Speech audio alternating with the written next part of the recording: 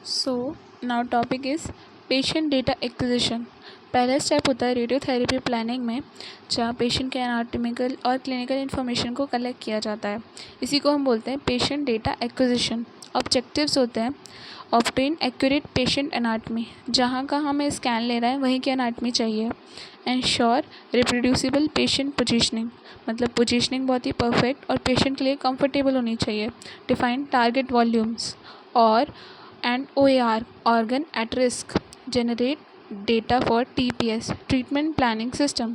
Steps होते हैं patient preparation, explain procedure, remove metallic objects, organ specific preparation अलग अलग होती है। Patient positioning same position as treatment, supine most common होती है और prone.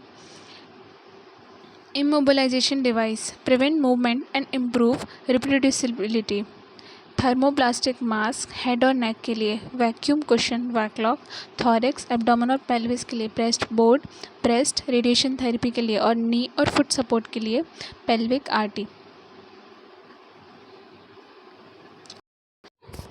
CT simulation performed using CT simulator, slice thickness 2 to 5 mm, skin marks tattoo placed, laser alignment ensures accuracy। CT simulation में हम CT scan machine से scan लेते हैं बिल्कुल CT की तरह। इमेज ट्रांसफ़र CT इमेज को ट्रांसफ़र करते हैं TPS ट्रीटमेंट प्लानिंग सिस्टम में। MRI और PET इमेजेस को फ्यूज़ करते हैं CT के साथ अगर ज़रूरत पड़ती है तो। कॉन्टोरिंग बाय रेडिएशन ऑन्कोलॉजिस्ट, इसमें आता है हमारा GTV, CTV, PTV, OAR, gross tumour volume, clinical target volume, planning target volume, organ at risk. इसकी इम्पोर्टेंस क्या है? इम्प्रूव एक्यूरेसी बढ़ जाती है। ये रिप्रोड्यूसिबल स्टेप्स को इंश्योर करता है। रिड्यूसेस एरर, मतलब एरर कम हो जाते हैं और नॉर्मल टिश्यूज़ को प्रोटेक्ट करता है। Essential for IMRT, PMAT, IGRT, SBRT।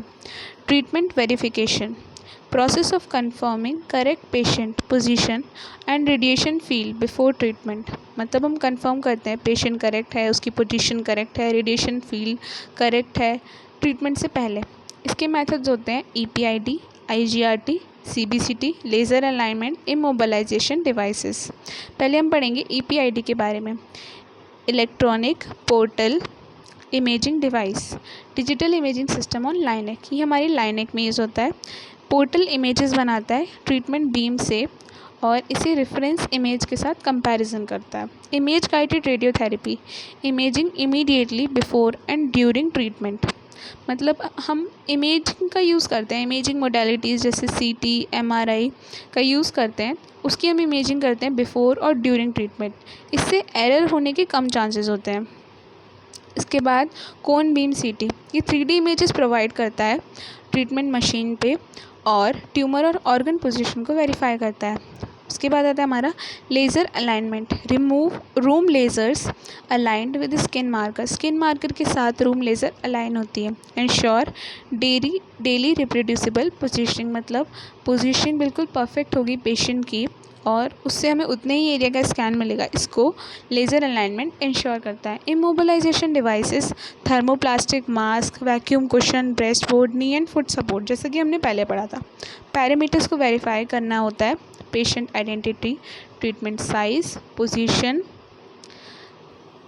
Beam angle, field size, isocenter position, MLC, multi leaf collimator shape, monitor unit, correct treatment plan.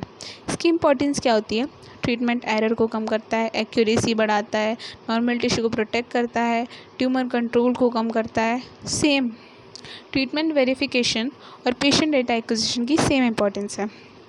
इसके बाद हम पढ़ेंगे फील्ड शेपिंग।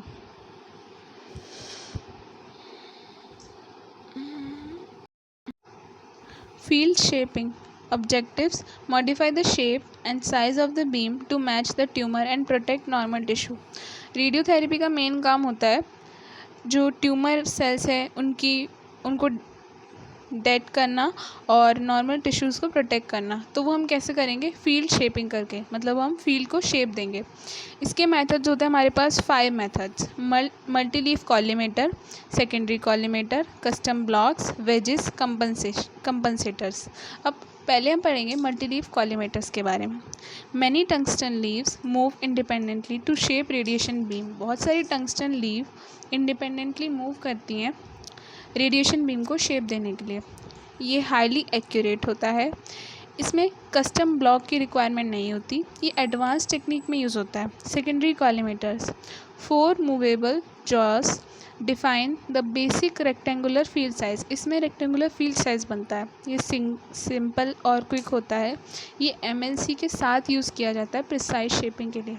कस्टम ब्लॉक्स, ये सेरोबैंड ब्लॉक्स होते हैं made from low melting alloy cerrobend shaped to match tumour.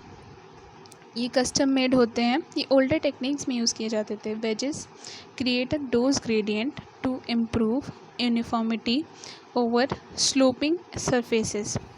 Physical और dynamic virtual wedge, मतलब ये डोज ग्रेडियंट में यूज़ किया जाता है। नेक्स्ट है हमारे पास compensator, customize filter placed in beam to compensate for irregular contours or tissue density, improve dose uniformity, correct body contour variation। हमारा नेक्स्ट टॉपिक है skin dose and field separation. सबसे पहले हम पढ़ेंगे स्किन डोज के बारे में। Skin dose is the radiation absorb by the skin surface. Skin surface पे कितना रेडिएशन एब्जॉर्ब हो रहा है उसी को हम बोलेंगे स्किन डोज। बीम एनर्जी बढ़ेगी, स्किन डोज कम होगा। फील्ड साइज बढ़ेगा, स्किन डोज बढ़ेगा। सोर्स टू सरफेस डिस्टेंस कम होगा तो स्किन डोज बढ़ेगा। बीम मॉडिफायर्स ज़्यादा होंगे तो स्किन डोज कम होगा। बीम एंगल, ऑब्लिक बीम्स में ज़्यादा स्किन डोज होता है। Skin sparing effect with mega voltage photon beams, maximum dose Dmax occur below the skin, not at the skin surface। Mega voltage photon beam से क्या होता है, जो हमारा मैक्सिमम डोज होता है Dmax वो बिलो द स्किन ज़्यादा लगता है और स्किन सरफेस पे कम। Use of bolus, superficial tumours, chest wall, scar, irradiation. इसका ही हम ग्राफ देख सकते हैं, स्किन पे कम डोज लग रहा है और Dmax पे ज़्यादा। Field separation distance between the entrance surfaces of to opposing field, मतलब दो अपोजिंग फील्ड के बीच का जो एंट्रेंस सरफेसेस, दो अपोजिंग फील्ड के जो बीच का डिस्टेंस होता है उसे ही हम फील्ड सेपरेशन बोलते हैं। Determine patient thickness, select appropriate beam energy, calculate dose and treatment mid point, assist in monitor MU calculations। Field separation essential for accurate dose calculation and ensure adequate tumor coverage. Measured using calipers or on CT images, usually measured at central axis। इसके बाद कुछ ये questions और ये quick comparisons हैं, ये इसी के टोटल इम्पोर्टेंट क्वेश्चंस हैं। Thank you. नेक्स्ट पार्ट में हम इसको कंप्लीट कर देंगे।